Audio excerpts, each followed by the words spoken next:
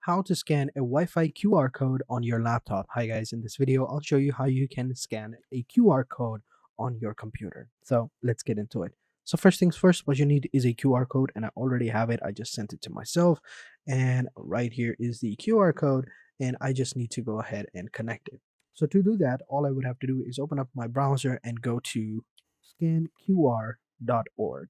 Now, once you're on this website, all you would have to do is just simply add and drop your image right here, your QR code. So this is the image right here. Now, as you can see, Ed has just copied this QR code.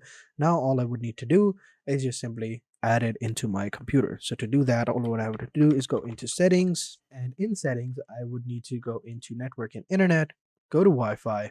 I already connected to this computer. So I'll just simply go ahead and forget this network so that I can add it manually. So to do that, all we'll need to do is just simply click on Manage Known Networks and click on Add New Network. And over here, you just need to simply copy the information that they provide.